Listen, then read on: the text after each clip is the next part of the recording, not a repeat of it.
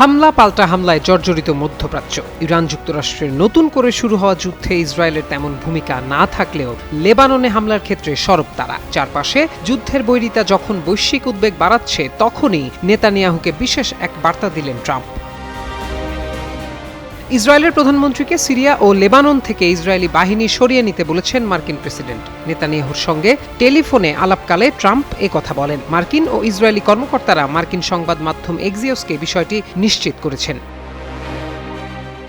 ট্রাম্পের এ অনুরোধ ইসরায়েলি প্রধানমন্ত্রীর ওপর ক্রমবর্ধমান চাপকে আরও বাড়িয়ে দিয়েছে। বর্তমানে ইসরায়েলি প্রতিরক্ষা বাহিনী IDF দক্ষিণ লেবানন এবং দক্ষিণ সিরিয়ার বিস্তীর্ণ এলাকা দখল করে রেখেছে।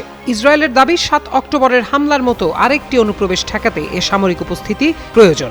সুস্থ জীবন, সুন্দর পৃথিবী।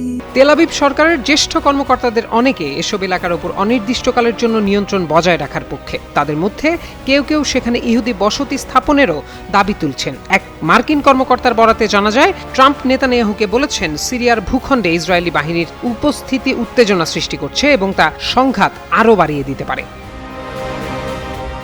মার্কিন ওই কর্মকর্তার ভাষ্য অনুযায়ী ট্রাম্প নেতানিয়াহুকে বলেছেন, তারা সেখানে আপনাদের চায় না, আপনাদের পুনর্মোতায়েন করা উচিত। লেবাননের ক্ষেত্রেও একই বিষয় প্রযোজ্য।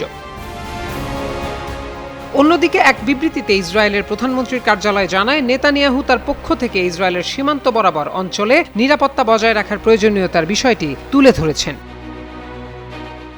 মার্কিন কর্মকর্তাদের ভাষ্য, ট্রাম্প প্রশাসন কয়েক মাস ধরে ইসরায়েল ও সিরিয়ার মধ্যে একটি নতুন নিরাপত্তা চুক্তি করার চেষ্টা চালিয়ে আসছিল, কিন্তু শেষ পর্যন্ত তারা এ সিদ্ধান্তে পৌঁছায় যে নেতানিয়াহু তাদের চাওয়া ছাড় দিতে আগ্রহী নন।